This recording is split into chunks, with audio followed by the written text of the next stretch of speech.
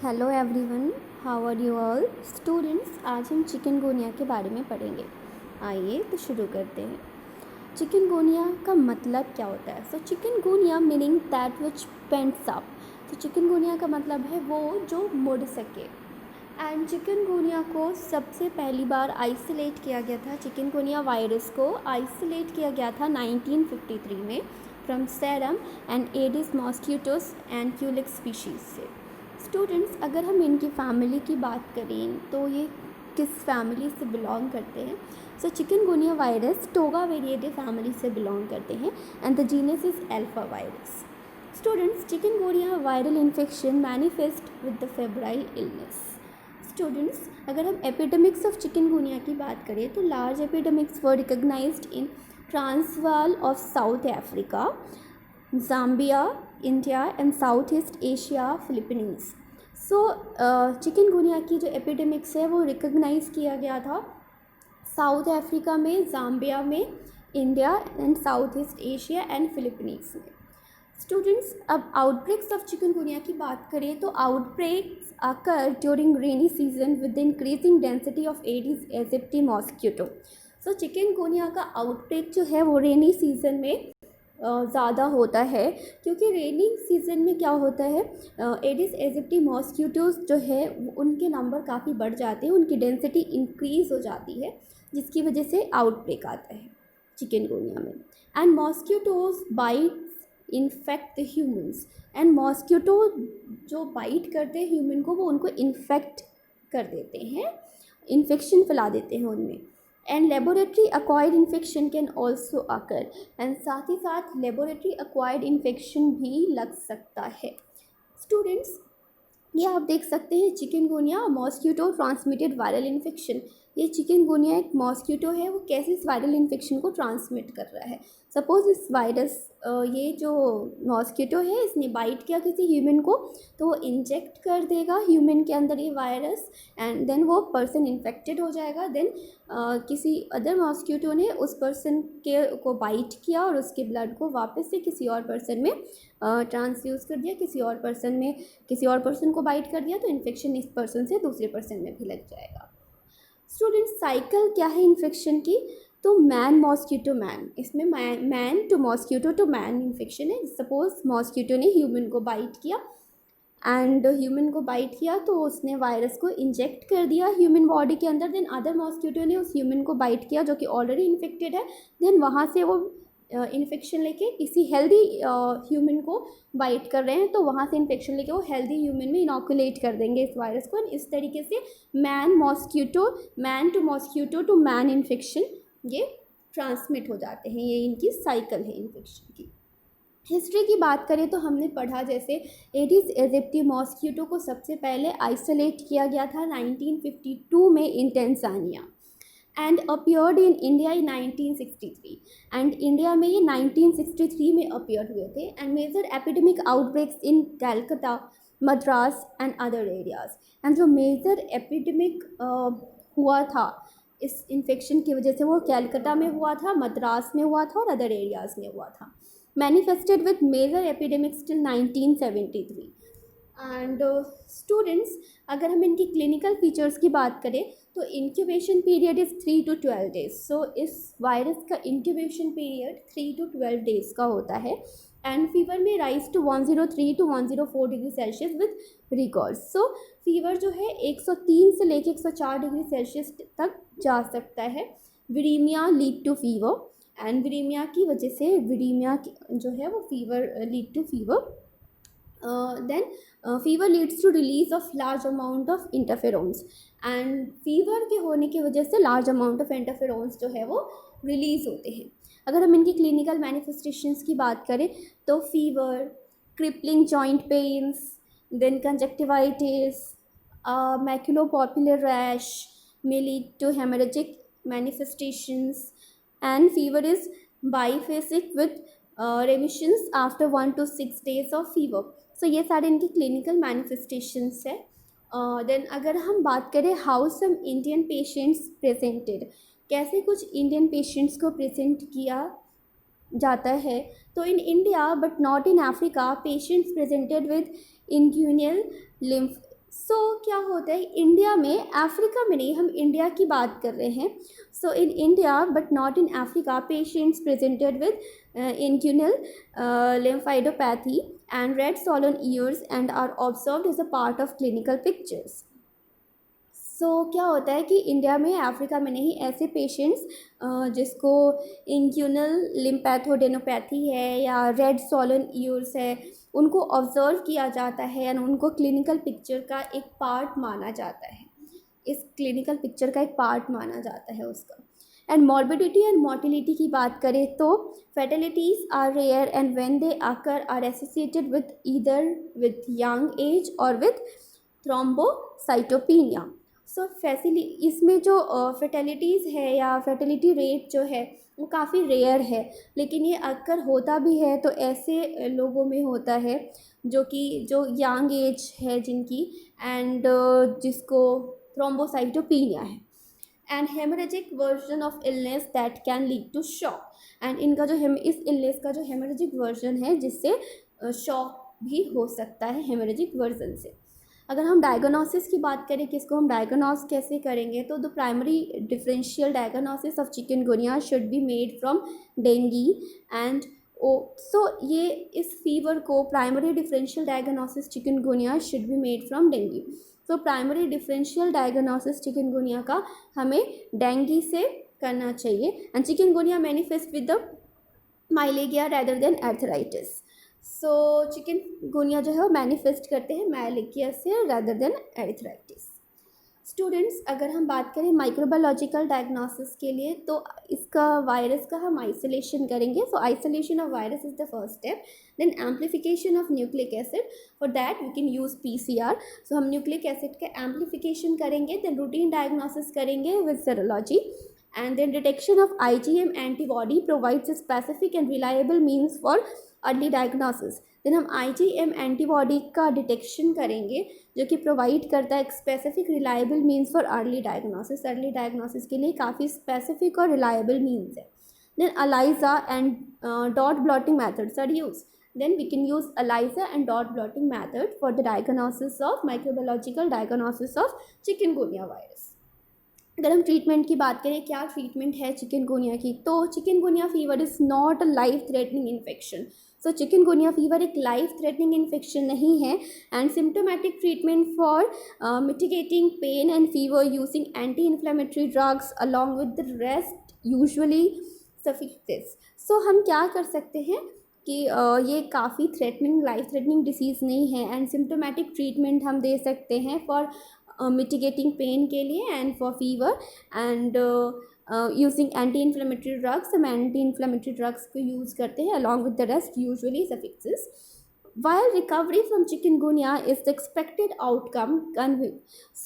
Students, क्या है, chikungunya की जो रिकवरी है वो काफ़ी एक्सपेक्टेड आउटकम है. And convalescence can be prolonged up to a year or more, and persistent joint pain may require analgesic and long-term anti-inflammatory therapy.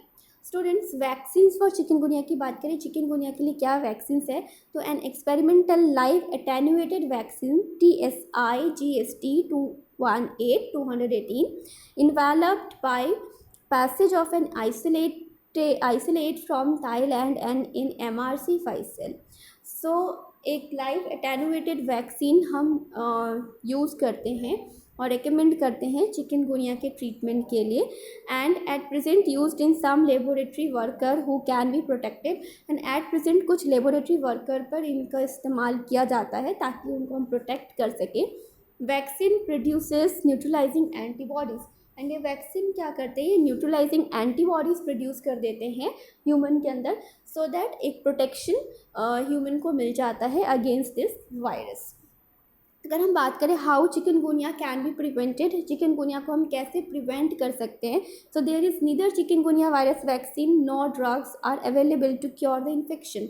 सो कोई भी चिकनगुनिया वायरस के लिए वैक्सीन या ड्रग्स नहीं है, अवेलेबल नहीं है जो कि इस इन्फेक्शन को क्योर कर सके. So prevention therefore centres on avoiding mosquitoes व bites. So we are totally dependent on prevention. So prevention में हम क्या कर सकते हैं कि हम मॉस्किटो बाइट्स को अवॉइड कर सकते हैं. हम वो सारे प्रिकॉशंस ले सकते हैं जो और ये प्रिवेंशंस ले सकते हैं जो कि हमें मॉस्किटो बाइट से प्रिवेंट करें. ऐसे सारे स्टेप्स हम फॉलो कर सकते हैं. Then eliminating mosquito breeding site in another की प्रिवेंशन मेजर. एंड साथ ही साथ हम मॉस्किटो ब्रीडिंग साइट को एलिमिनेट कर सकते हैं जो कि एक तरीके से मेजर की प्रिवेंशन है ये. And to prevent mosquito bites do the following. And mosquito bites को प्रिवेंट करने के लिए कुछ चीज़ें हमें करनी होगी. Like we should use mosquito like हमें मॉस्किटो को रिपेल करने के लिए हमारे स्किन पे कुछ ऐसा क्रीम या ऐसी चीज़ें अप्लाई करनी चाहिए जो कि मॉस्किटो रेपेलेंट हो, जो कि मॉस्किटोज़ को रिपेल करे.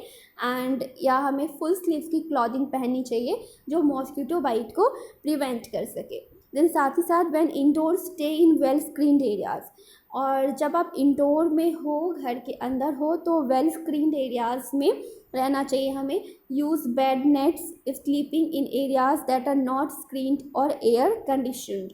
एंड ऐसे एरिया में हम सो रहे हैं जो कि प्रॉपरली स्क्रीन्ड नहीं है या एयर कंडीशनड नहीं है, तो वहाँ पे हमें बेड नेट्स का यूज़ करना चाहिए. And then when working outdoors during day times wear long sleeved shirts and long pants to avoid mosquito bite.